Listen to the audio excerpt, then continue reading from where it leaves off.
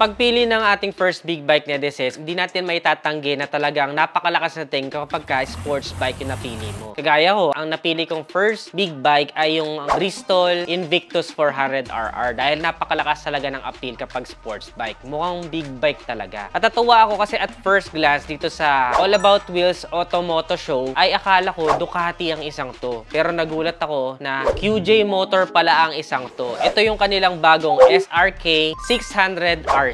Sobrang lakas na dating ng motor nito, lalong-lalo na itong kulay pula na i-review natin ngayong araw. Silipin natin yung kanyang specs and features. Tara!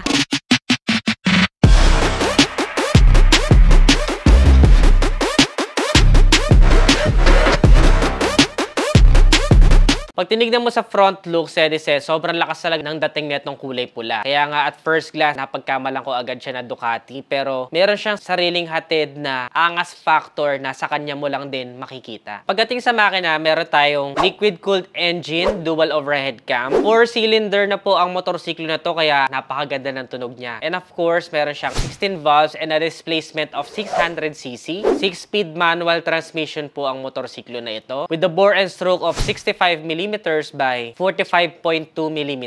Pagdating sa maximum power, meron tayong 60 kilowatts at 11,000 RPM. Habang maximum torque naman na 51 Newton meters at 10,500 RPM. So, napaka-powerful na po ng engine nito. And let's say, magiging first big bike mo to, medyo matagal na panahon pa bago mo mag-round out yung kanyang maximum power and maximum torque. Mahabang panahon mo pa siyang ma-enjoy, that's for sure. Sa looks naman, sa front, ito isa sa mga gustong-gusto ko sa kanyang itsura dahil super minimalist lang at napakalinis ng kanyang design. Meron tayong clear na windshield and LED na mga ilaw na sobrang neat ng pagkakadesign niya. Wala ka rin masyadong decals na makikita. Pure beauty lang ng paint job niya. At isa sa mga nag-stand out sa akin ay yung kanyang gold na suspension na naka-KYB telescopic upside down fork. So naka-upside down fork na po tayo dito kaya napakaganda ng feedback niyan. At the same time, napaka-porma din po. And yung kanya naman suspension sa likod ay KYB din. Telescopic coil spring na oil damp. So, KYB sa unahan at sa likuran, kaya medyo may idea na tayo dahil kilala ang KYB sa napakagandang suspension. For the braking system naman, ay meron tayong 320mm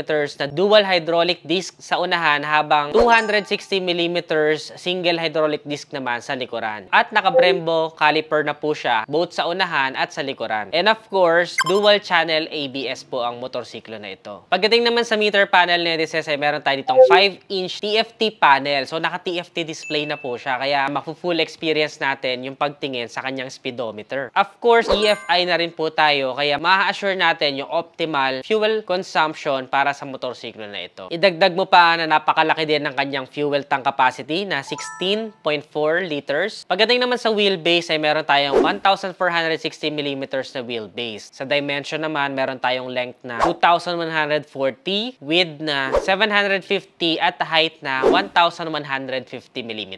Para naman po sa kanyang weight, meron tayong 225 kilograms na weight and sapat na ito for a 600cc motorcycle. Hindi mo na mararamdaman na masyado siyang magaan kapag ka nag-high speed ka. For the seat height naman, it is 800mm. Medyo mataas na ng konti. Kung abot naman siya ng mga 5'4" in height na kagaya ko, pero super tiptoe na and I highly recommend na magsuot tayo ng mas matataas na riding boots. For the ground clearance naman, wala tayong masyado intindihan dahil above average naman siya, which is 140mm.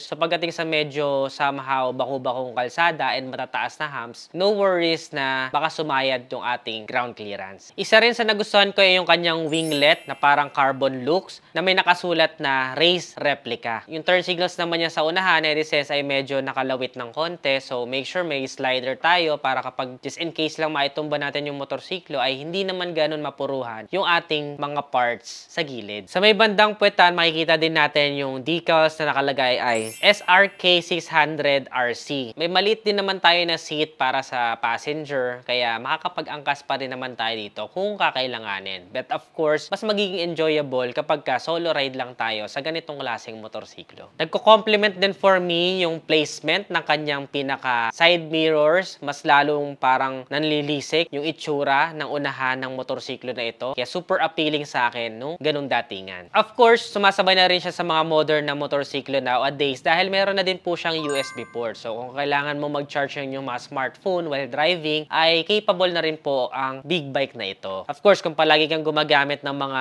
Google Maps or Waze, ay pwedeng magpalagay ka na lang ng cellphone holder para mas convenient. Nagustuhan ko rin yung kanyang pinaka-rear tail light dahil super compact lang siya and minimalist yung pagkakalagay dun sa likurang bahagi. At the same time, visible naman po siya. Siguro yung iba sa inyo ay papatanggal itong pinaka-rear fender niya para mas maporma. Pero for me, it is really functional at meron pa siyang designated na plate light para sa ating mga plaka. Isa rin sa best view niya para sa akin ay yung kanyang side profile dahil dito lumalabas yung pagka-aggressive ng linya ng motorsiklo na ito. Super pointy niya. At the same time, nagustuhan ko rin yung design ng kanyang stock na tambucho. Napakaliit lang nito at napakanipis. But of course, alam ko, marahil yung makakabili nito ay papalitan agad yung kanyang exhaust para mas marinig natin yung ganda ng 4-cylinder engine niya. Plus, kung makikita niyo rin yung placement ng kanyang rear na suspension ay nakapagpa-add din ng character sa totality ng motor. Doon naman sa separation ng driver at saka nung angkas ay meron din naka-engrave na QJ motor at nakapagpa-add ito sa premium looks ng pinaka-seat netong motorsiklo na ito. For the driver's seat naman, it is somehow on the regular side pagdating sa cushion. And of course, dahil sports bike nga ito, we can expect na limitado lang din yung pwede nating ilagay na upholstery para sa motorsiklo na ito. But kung makikita ninyo, yung ganda ng kanyang pinaka-fuel tank ay maigigrip natin na maayos yung ating mga legs during cornering or banking. That's something na super commendable pagdating sa design niya. Disusi pa rin po ang motorsiklo na ito at hindi pa siya keyless. Meron din silang available na color black at saka color gray. And of course, itong nire-review natin ay yung color red. My personal favorite is itong color red. Para sa inyo, netizens, alin ang favorite yung color sa tatlo? Comment nyo nga sa ibaba.